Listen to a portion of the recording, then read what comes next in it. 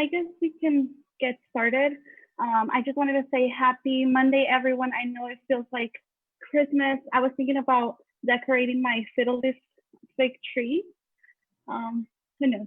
But anyways, it is good to see so many familiar names and faces. To those of you who are new to our virtual workshop, we are truly excited to have you share this learning moments with us. I hope you are ready to learn about the process of repaying your loans from our presenter, Tisha Thompson. But before we get into the presentation, I would like to go through some important steps really quickly. If you hover your mouse, on your box with your name, you have the option to mute yourself. We do ask everybody to mute themselves unless you have a question. This will allow the presentation to flow smoothly without interrupting the presenter. You can also stop your video if you do not want us to see you. We do recommend to have it on just to have some sort of interactions. You don't have to do it. But also on the bottom of the screen, we have a chat box that we want everybody to click on right now. This allows us to stay answering questions. If you have questions, you can place them there. So please do that. We are raffling an Amazon gift card. In order to participate, we need you to sign in by clicking on the link that I'm about to provide. But with that being said, we can start the presentation. Okay, great. Thank you so much for that. I'm Tisha Townsend. I'm an advisor with TRIO Student Support Services. And really quick, before I get started into the presentation, if you are a TRIO participant, please make sure that you fill out the Qualtrics link that Stephanie will be sending to y'all, because that is how I show that you actually were here for this event. Because I noticed that some of y'all that are signed in don't have your last names, or you're just using your initials. So I want to make sure to get all TRIO participation. And then again, if you have any questions, oh, can somebody enable me to share my screen, please?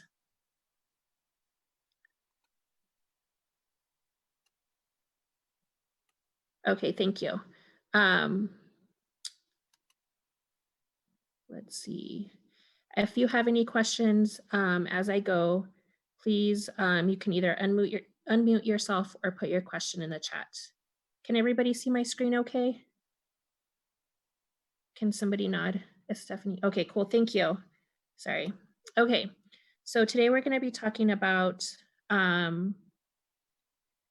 student loans, how to pay your student loans.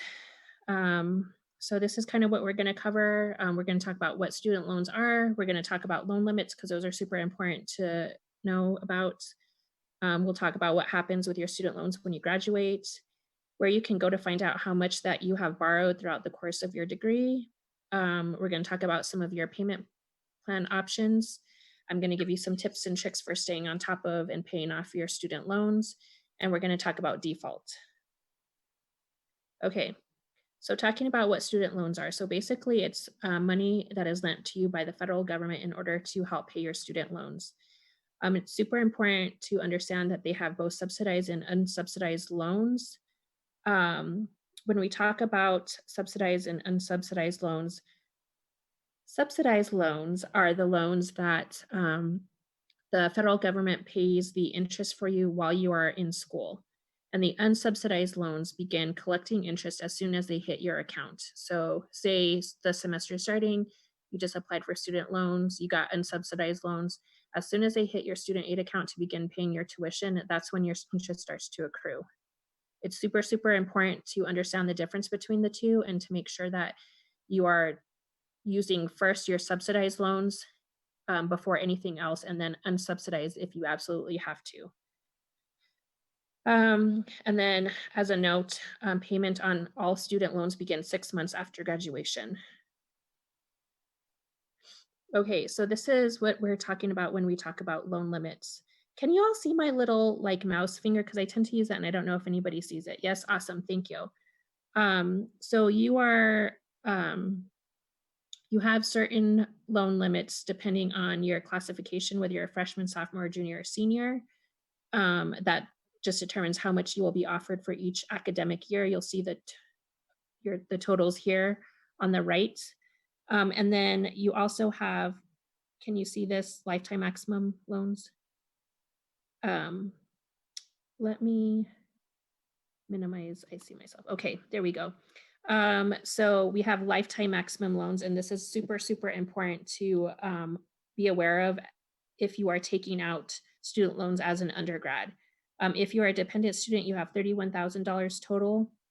Once you are a independent student, meaning that you are 24 years or older, you have 57,500 total student loans available to you. And then as a graduate student, you have a little bit more available to you. The 138,500 is not in addition to the 5,700. It's a lifetime total of 138, 5,000.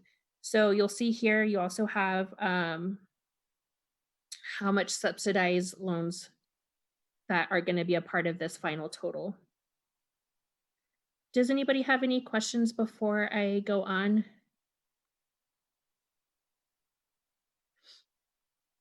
Okay. So once you graduate, your loans become due 6 months after graduation. You will probably be getting emails more likely than not from your loan borrower, whoever you have your loans through, um, before the 6 months begins. So I graduated in spring 2017. Um, I think even before I graduated, I started receiving emails letting me know that my student loans were going to be coming due. So it's super important that you pay attention to your emails that you're getting. And like I said, like mine were from Navient, I think, and who are my other loans from? I ended up consolidating, so I don't remember who I was originally getting them from, but Navient was one of the people that were emailing me. So it's super important that you pay attention to that. And I'll walk you through um, how to check that in a minute here. Um, so before your student loans become due, it's super important that you kind of educate yourself on what different payment plans are available to you, which ones you qualify for, which ones are going to be best for the amount of money that you're currently making. And then once you get yourself into a payment plan and begin paying your student loans, it's super, super important that you continue paying each month, even if you think you are not receiving a bill. Again, don't ignore emails or any other, maybe mail communication that you may be getting from them. And if there are any changes to your income or any difficulties that you are having in paying your student loans, it's super, super important that you notify the loan company because sometimes they'll be able to work with you. Okay, so if you are uncertain of how much you have borrowed, you can check this at any time. I think if you are taking out student loans, I highly recommend that you check this periodically just to stay aware of how much student loans you have been taking out. You can get this information through the National Student Loan Data System. This will give you the loan amounts by institution. So any institution, if you say you went to community college and then you went to Metro, it will show every single loan for every single semester that you have taken out from each institution. It also lists the amount of not only the loans, but also the grants that you have received. And then you can also, it has like a frequently asked questions, which is really helpful because it kind of helps clarify some of the stuff that you may not have any idea what it means, as well as a glossary of terms. Any questions right now? Okay. So this is when you go to this website, the National Student Loan Data System. This is just something that you can Google. That intron spliced out of there appropriately. So sorry, I thought somebody was asking a question. This is actually where it takes you, studentaid.gov. And this is where you can get all of the information that you will need to know about student loans, like literally anything. So you will first create an account, and your initial login information will be the same information that you use to log into your FAFSA. You will click accept once this screen pops up. So I'm walking you through what it looks like when you're navigating the website. Okay, and this is an example of some student loans, right? So it shows how much your principal balance of your loans is, and then how much in interest. It shows how much was taken out for, or how much was given in Pell. Um, it shows any upcoming payments that might be due, your loan servicer information.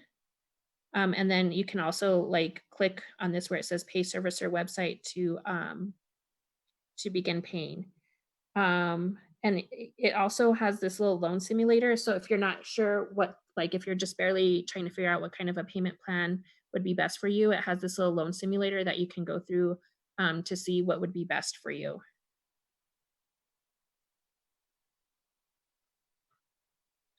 Okay, so let's see. So when you click on view loan servicer details, this is the information. These are the people that hold your student loans. So if you're wanting to set up a payment plan, it has like the information here. It has a link to their email, but I don't know why you would want to email them. You probably would just want to click on their website, and then I would recommend always calling them, because getting a person on the phone, I think, is a little bit more secure than just sending an email. They deal with so many people with student loans. Unless you're instructed to send them some information through here, that might be why you would want to email them. But so that way there's no confusion on who you go to pay your student loans, because all the information is going to be listed for you right here. Are there any questions from anybody right now before I go on? Yes. Why does this show your grants? Why is that important to know? Because I think that's a very good question. If you've ever talked to financial aid about like, how come I only got so much Pell? So some students get a lot of Pell because your Pell is based on your estimated family contribution, how much money the federal government determines that your family might be able to contribute to your education. And so for the entirety of your degree, you have 600% of Pell that you can use. So they expect that you're going to take about 6 years to graduate. And so based on your family's EFC, they divide the money up like that per semester.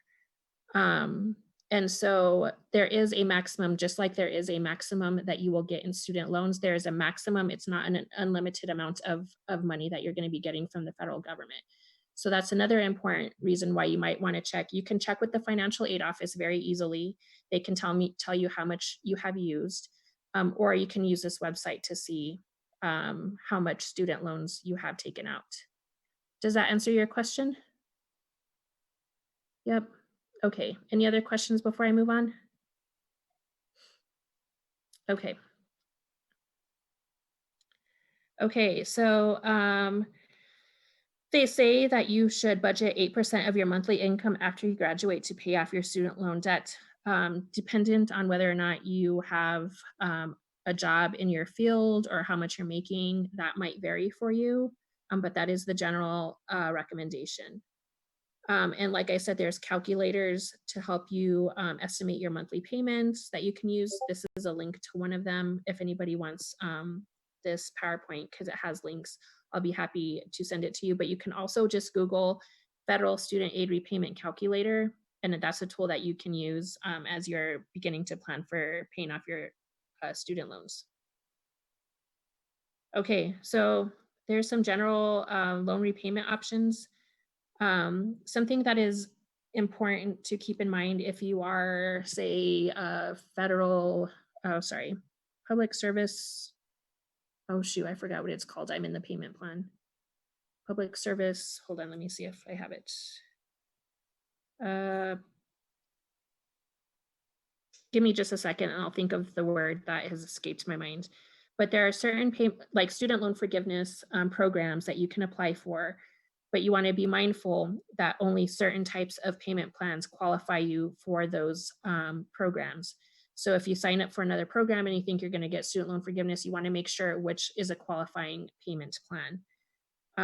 There's a standard repayment plan. You make fixed payments over a course of 10 years. Your graduated payment plan, your payments start out low and they increase every 2 years to make your loans be paid in full within 10 years.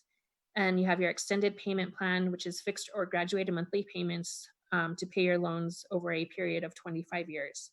So just like with credit cards and any other kind of loan that you take out, it's super important to note that the longer you take to pay off your student loans, the more interest accrues.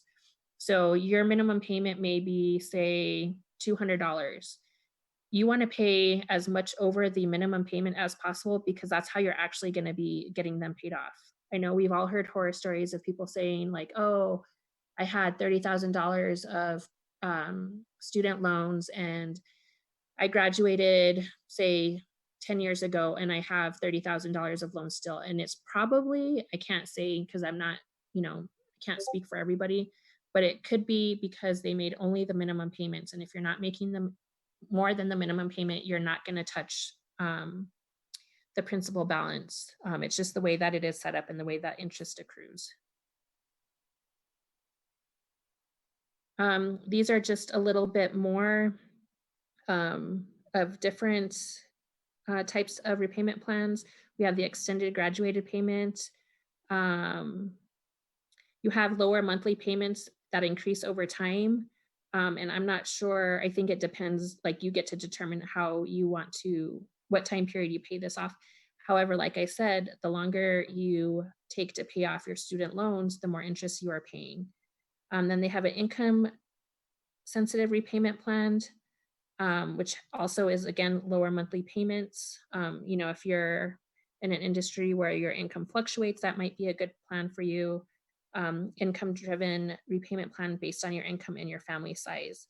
This is the website that you can go to find specific information on the loans and the terms of the loan. I highly recommend that you become really familiar with what these different payment plans mean in relation to the amount of money that you're making and the amount of money that you can afford to pay for your student loans. Does anybody have any questions for me right now? There is a question. Are these repayment options applicable even if someone didn't graduate? Hopefully everyone does, but just wondering. And then how hard is it to get the different payment options? First question, can you go through that first question again really quick? I'm sorry. Yes, no worries.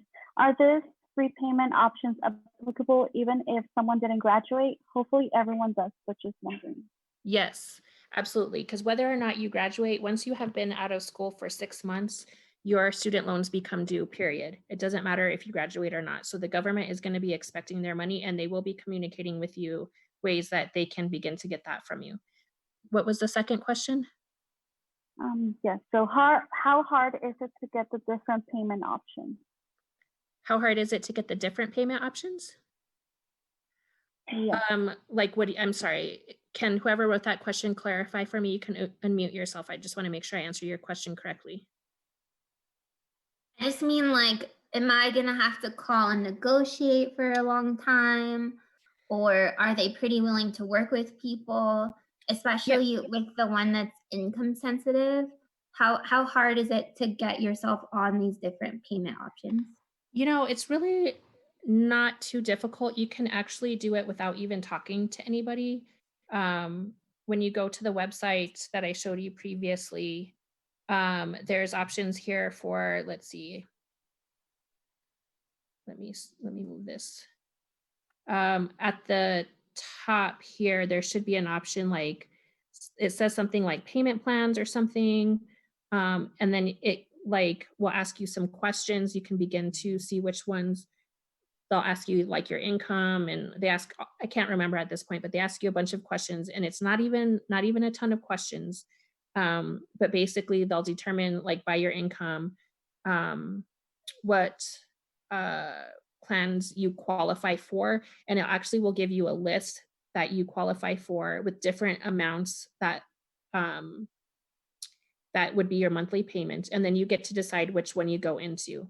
Again, when doing that, if you're trying to get any kind of student loan forgiveness, you want to be mindful of what that looks like. And again, there's information for the types of different student loan forgiveness on this website. And secondary to that, you can also, because this is what I did, I looked at the payment plans and I had some questions. So I called them as well. And they can pull up your account and see like, well, this is what you qualify for. And if you want to be like, well, I'm not certain, what would be the best plan, they can help kind of explain that a little bit more and walk you through that. Does that answer your question? Yes, thank you. Okay, thank you. Okay. Go back to where I was. Okay. Now there are also private student loans. For some students, private student loans are the only option. You want to be aware that they have very different terms than the loans provided by the federal government. Typically, they expect you to be paying these off in 10 years or less, which means that, if it's a shorter payment time, then you'll probably have higher monthly payments, but you're going to be getting it paid off quicker. They also usually have a 6-month grace period, but you want to be mindful again of looking at the terms of the private loans. It could vary by institution. They are limited in deferment, however, so you may or may not be able to defer your payments, meaning that if you say got into a graduate program and you want to temporarily stop making payments on your student loans, that may or may not be an option for you. It just depends on who you borrowed from and what their terms are. You can begin in payment when you are in school if you would like to, which is recommended if at all possible. So certain loan programs require immediate repayment, meaning that as soon as, say, you're in the middle of the spring semester and you had to take out a private loan, they may request or require that you begin paying immediately rather than giving you that 6-month grace period. And some lenders offer a loan modification program. So if you're unable to pay for some reason, there is some leeway that they might be able to give you in that, but it depends. It varies by lender. More on private student loan consolidation. These are offered through private institutions such as a bank, but if you even just did a Google search of private student loans, I'm sure a bunch would come up. You can, much like federal student loans, you can consolidate them into one loan. So if you have multiple private loans that you had to take out, you do have the ability to consolidate them.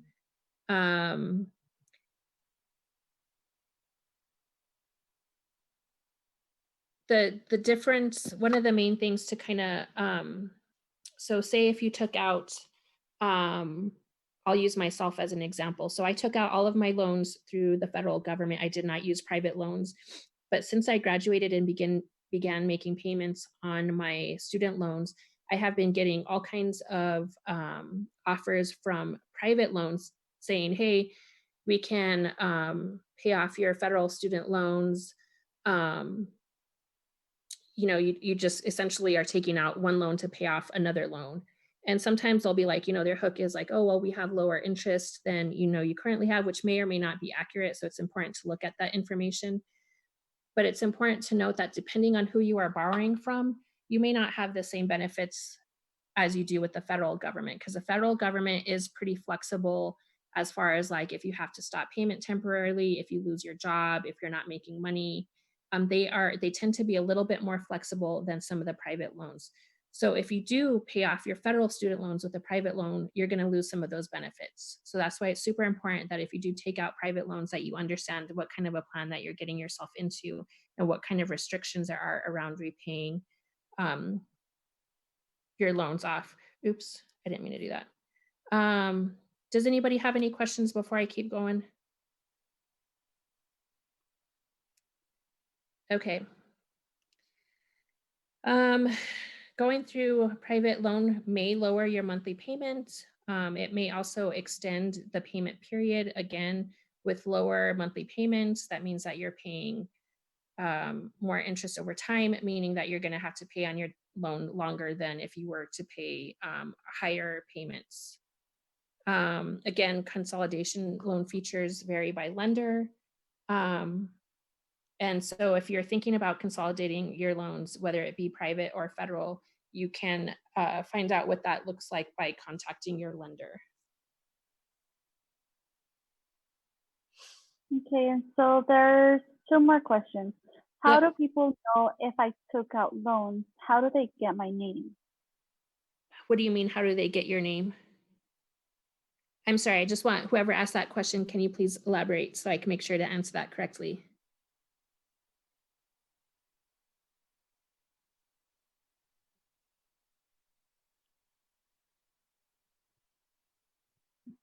Is there a way to keep my name private when getting loans?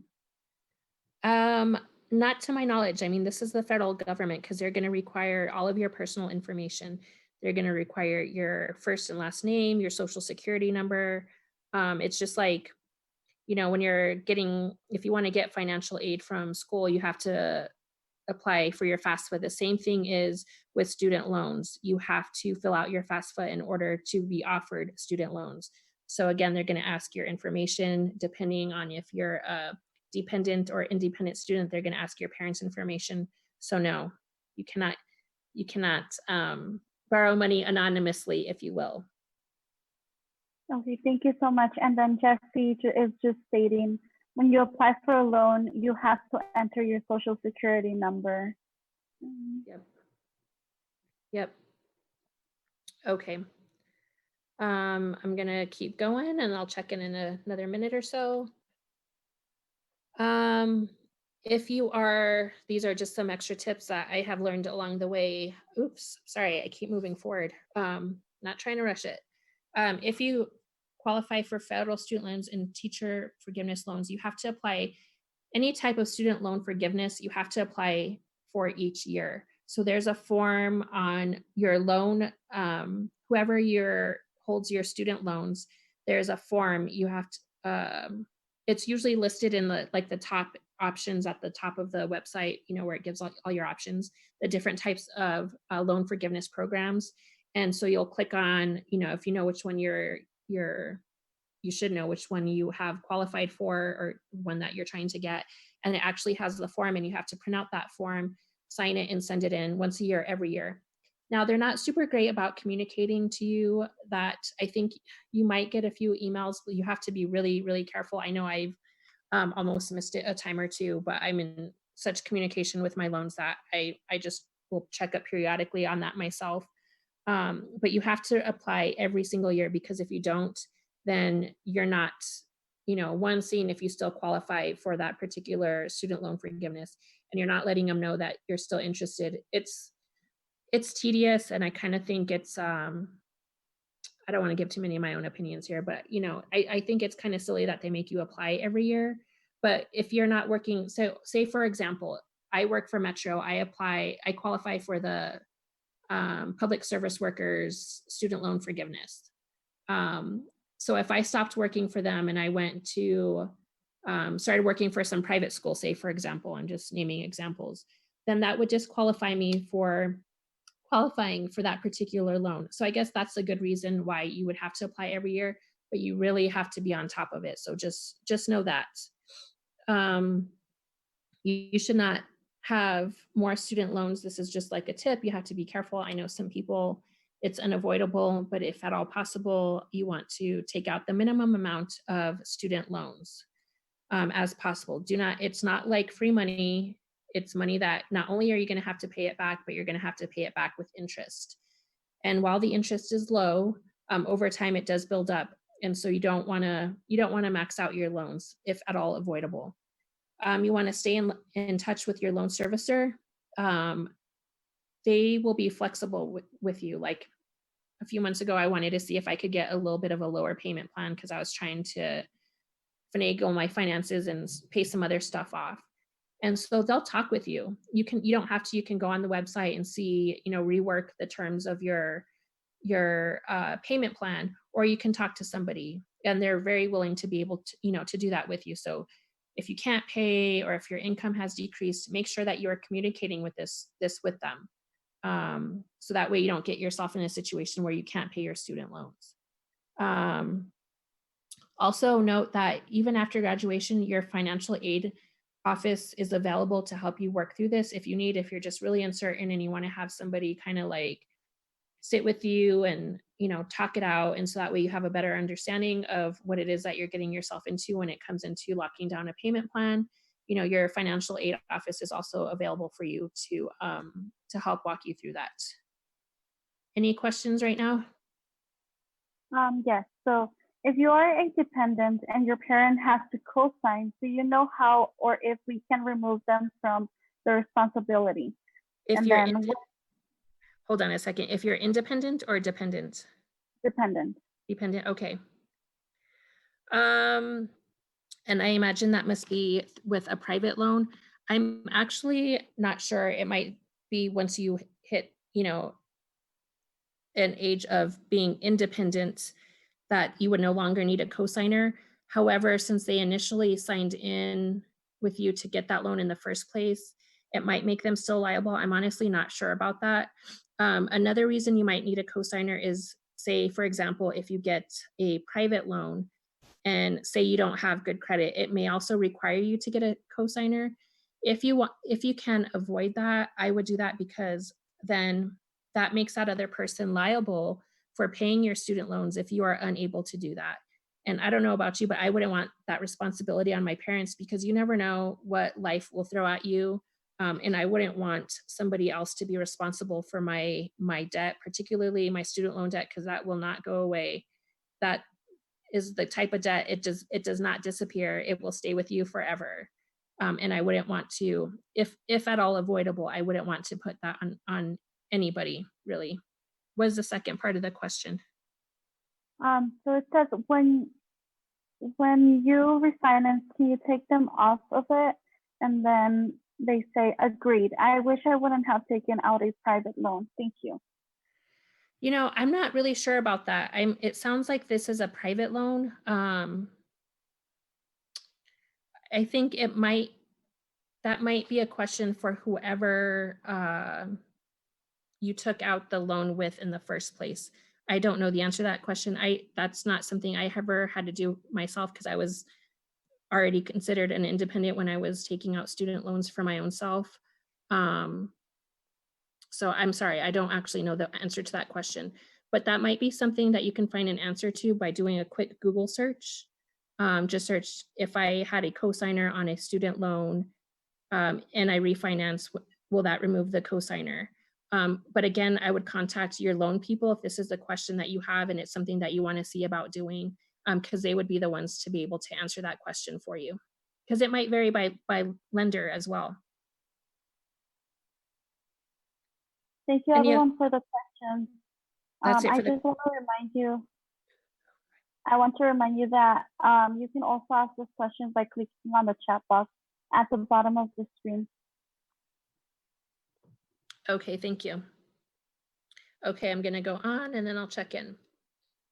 So if you default on your loans, first off, what is default? It means that you're more than 270 days late on paying your student loans. This is a pretty generous, I don't want to call it a grace period, because you have to keep in mind that you are still collecting interest. If for any amount of time that you are not paying your loans, the interest does not stop. It is constantly accruing. But if for some reason you're in a situation where you are unable to pay, hopefully my tip before even getting to this point is, before going into default, is communicate with your loan lender. Communicate with them, because I know through the private loans might be different, because like I said, they have very different terms than the federal government. But if I have, like, say myself, for example, I have my loans through the federal government. If I lose my income, I call them, or I don't even have to call them. They'll ask, like, hey, there's a little option that says, are you having problems paying your student loans? Like, where you go in to make your student loan payment. And if I click that, it will give me options. So for people who have loss of income, there is an option to freeze your payments, like meaning you won't have to make payments over a period of time. Again, interest is still going to be accruing, but that is an option. So hopefully you do not want to go into default, like, period. If you can avoid it, just don't do it. Make sure you're communicating, okay? Because this is what happens. All of your loans become due immediately if you go 270 days late of paying your student loans. This affects your credit score, which will have like a snowball effect of increasing interest rates for future loans. And I'm talking like credit card loans, car loans, house loans. So it will do a mess on your credit score, which you do not want. It can also make it more difficult if you have a low enough credit score. it can make it difficult for you to even rent an apartment without having a cosigner. You can also have your wages garnished. I've known people who have been in this situation, and it's not pretty because they will find I had this one coworker who, I don't know how much her student loan debt was, but she just decided to stop paying for whatever reason. And she would like hop jobs to avoid them garnishing her checks. And then they would find her. Inevitably, they would find her because when you apply for a job, you have to give them your social security number. They have your social security number. You're not that hard to track down. And then her wages would get garnished. And they can also garnish your tax refund as well. You'll have to repay any collection fees that are attached. So your stuff will go to collections, and any possible court and attorney's fees. That's what happens when your stuff goes into collections. They, it's literally like a legal court document saying you have to pay us this money that you owe us in addition to the court and attorney fees. And you will also not be eligible for deferment. Deferment meaning, say myself, for example, I graduated in 2017. I started paying on my student loan 6 months after I graduated. I'm currently in a graduate program. Technically, I can defer my student loans, meaning I can stop paying on my student loans while I am in school. As long as you are still in school, you don't have to pay on your student loans. Again, interest is still accruing, but once you default on your loans, you will not be able to, once you default on loans, you will not be able to defer your payments any longer. Does anybody have any questions on that before I move on? Okay. Okay, so there's ways to get out of default. You can contact the National Student Loan Data System. That's the website that I showed you at the very kind of beginning of this presentation. There's a, you log in and you contact your loan servicer.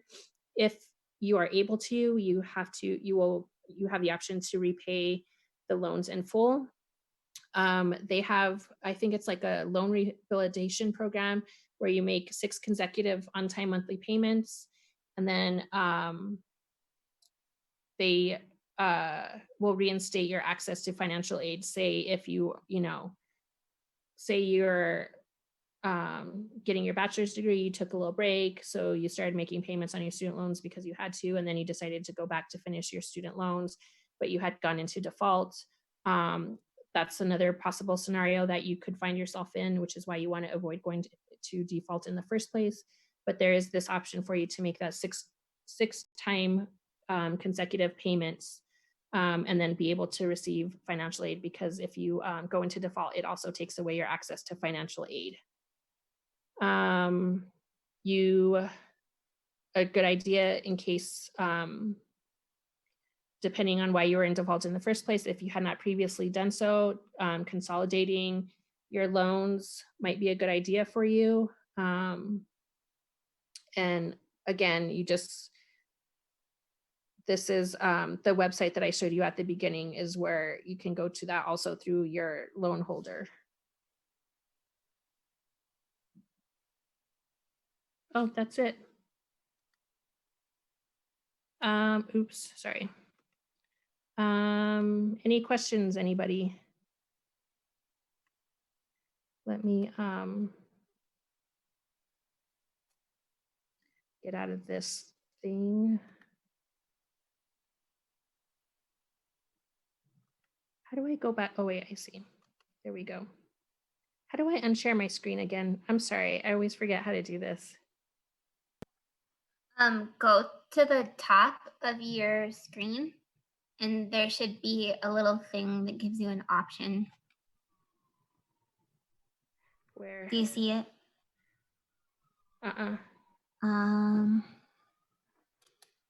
Hold on.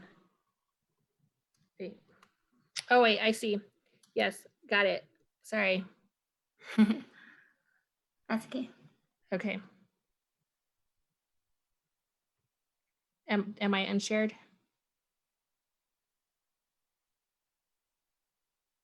You're muted, Sam. You're still sharing. I am? Yeah. Oh, there we go. There you go. Now you got it. Any questions? Maybe can you share your tips on how you've been repaying your loans? Yeah. So like I mentioned, I think the biggest piece of advice that I can give is to make larger payments than your minimum payment, because it's just like any other line of credit that you have out. If you just pay the minimum payment, you will, depending on the amount of your student loan, you could possibly live with that debt for quite some time, for a good portion of the rest of your life. So I make larger than the minimum payments. I got my tax money, and I threw a good chunk of my tax money at my student loans. I threw another chunk at my car loan, because that's another loan I don't want to have to be paying forever. I think that if there's one big takeaway, it's like pay more than the minimum payment. Always, always, always, always, if at all possible. Always take out the minimum. Like I said, it's not extra money, it's not free money. I know sometimes that's unavoidable, because sometimes it's like, well, I'm going to school full time and I'm trying to work full time, but it can be hard to manage them both and keep up with the bills and to still do good in school. And if it helps you to take out a little extra, then do so, but just be very mindful that you're not maxing out your student loans every semester unless you absolutely need to. At the time that you are offered your student loans, you don't have to take out the full amount. If you decide like halfway through the semester that you're like, you know what, I could use a little bit of extra money, you can go to financial aid and they can open it up again for you. So you can take out that little bit of extra that you need. And that might be one way to help you manage it a little bit better, rather than just taking a bulk amount at the beginning. But just take out the minimum and pay more than the minimum. That's my two biggest pieces of advice. That's really helpful. I also like what you said about using times where you know you're going to get money. For example, what's that check called that you get when you pay your taxes? Your refund, your tax refund? Yeah, that's Yeah. a great idea to put that towards your repaying your loans and stuff like that. Yep. I mean, don't get me wrong, it's nice to go shopping with that money, because I remember the days when I used to do that. But now that I'm a little older and I have student loan debt and a car loan and a little bit of credit card debt, it feels a lot better to pay off my debt, and particularly my student loan debt. Yeah. Feels better than anything else I could buy myself brand new, let me tell you. Mm-hmm. It's like, take that, federal government.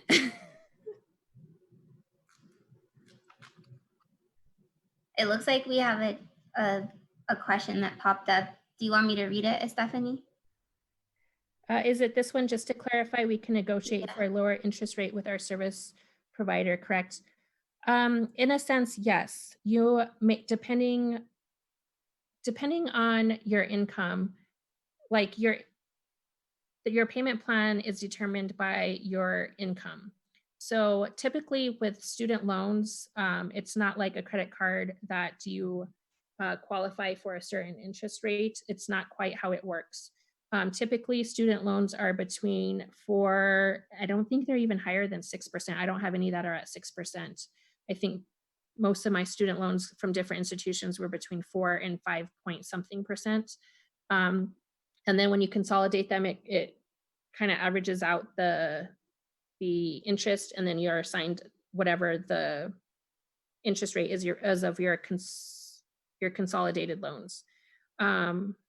You may be able to negotiate a different payment plan, but again, if they don't care what your bills are, they only take your income into consideration. So if your income looks like it's really high, but you have all this other debt and you have daycare and you have kids and whatever, they actually don't really take that stuff into consideration. They're like, well, based on your income, this is what you qualify for as far as your monthly payments. And that's how it's determined. I don't know if that kind of clarifies that a little bit.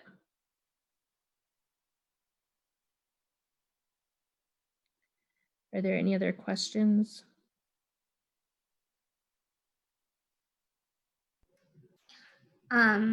one thing I was gonna say, just because as a student, I had a hard time thinking about how much would I actually get paid in a month and what would a monthly payment look like. But using your tip from earlier of an 8%, so like say you got paid $2,000 a month, your payment towards your loan could be something like $160 or something like that. Yep. Just for people who are wondering and can't do math like me. Yeah, and they have those handy little payment calculator tools. You can just do a Google search, or when you're on any of those websites that I have showed you, like the National Student Loan Data System, they have tools like links to calculators, and I would do that by your current income, because once you start applying for, once you start paying your student loans, it's going to be whatever your current income is. When you graduate from college, you may not have that dream job right away. So you don't want to project that you're making like $60,000, $70,000 right out of graduation, because that may or may not happen. So you want to go based on what are you currently making. Bye, Lydia. Thank you.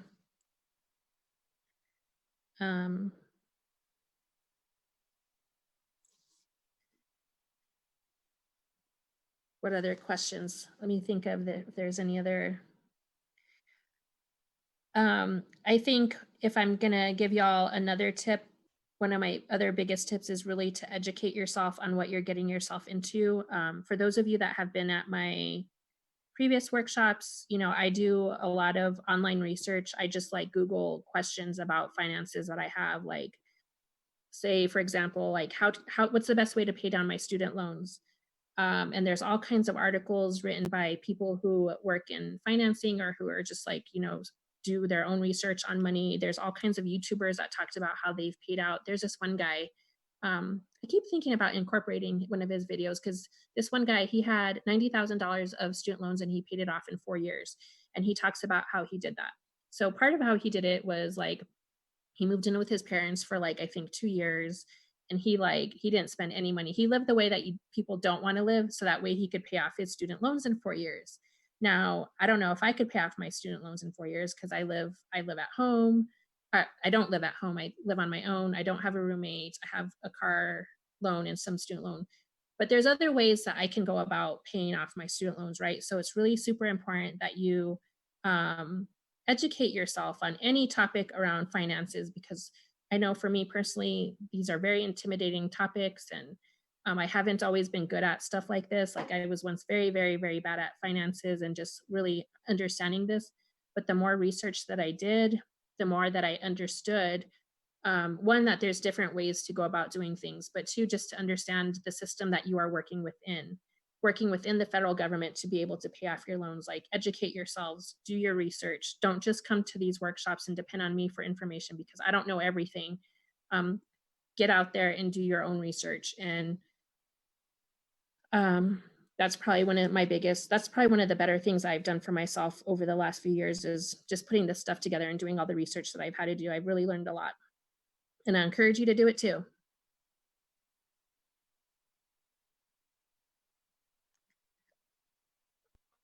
What's the YouTuber's name? You know what? Let me share my screen with you really quick again, if I can. And I will show you, because I don't know. I'm not subscribed to him. Are you seeing my screen? Let me see. Let's see.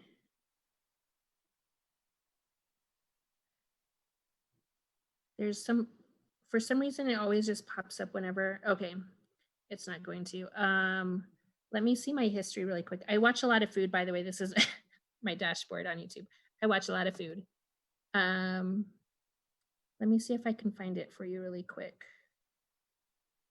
This guy, he has a lot of like money.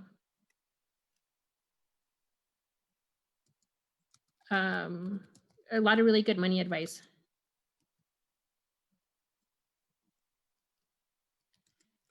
Let me see if I can find him really quick for you. This guy right here, Matt de Avila. I don't know how to say his last name, but this guy right here, I hope you can see it. But there's all kinds. Like I'd recommend like just going through some of these because it can look different for everybody, right? Because we all have different situations. And so don't just, stick to one, like learn from, get your sources, all your information from different sources. But this is the guy. Any other questions?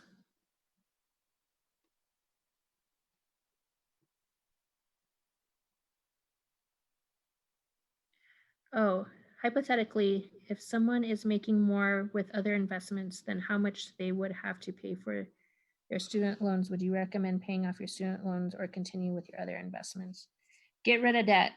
I don't care how much you're investing and how much you're making. If I'm understanding your question correctly, I am not well versed in investing. That's kind of a next step thing that I have on my own personal goals to learn about, because I think I'm in a position where I should start to learn about that.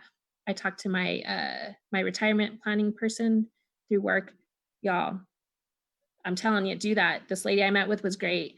Anyways, pay off debt.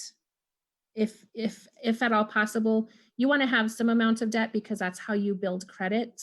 If you don't have any debt, like if you have zero debt, you're not building credit per se. That's another workshop. But pay off your debt.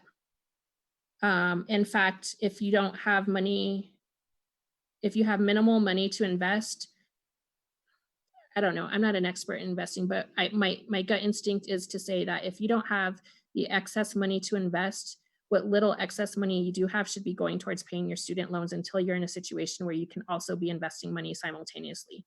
But whatever that looks like for you. In fact, I would say if you're thinking about investing because you're in a position to be able to do so, I would see how you can use that, like meet with your investment professional and tell them, this is my plan. I want to pay off this debt with whatever money I can make from investing and then build your investment. Because what's the point of having all this money set aside, but then you have all this like debt like over here?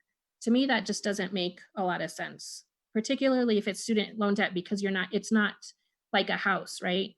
A house you can refinance and you can get money back from. The only thing that you're getting back from your student loans is what you're investing into your own career.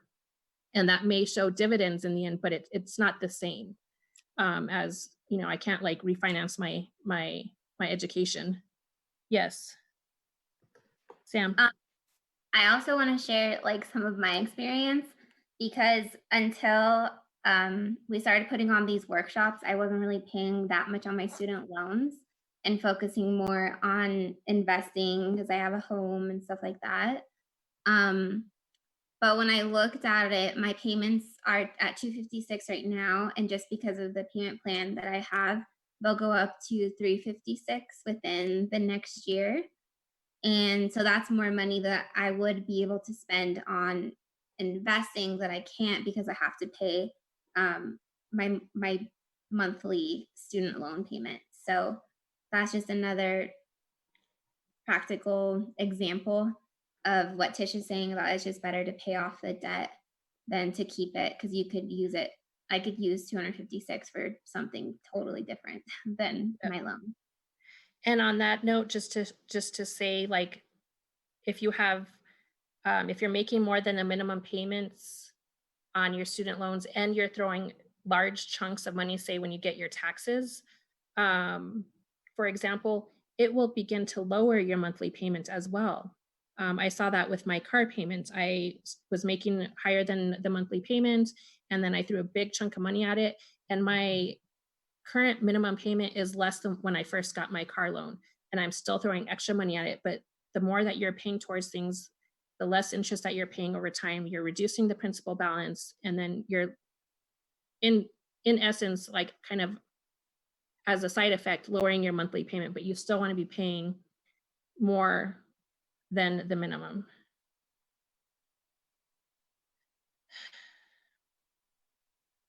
Any other questions?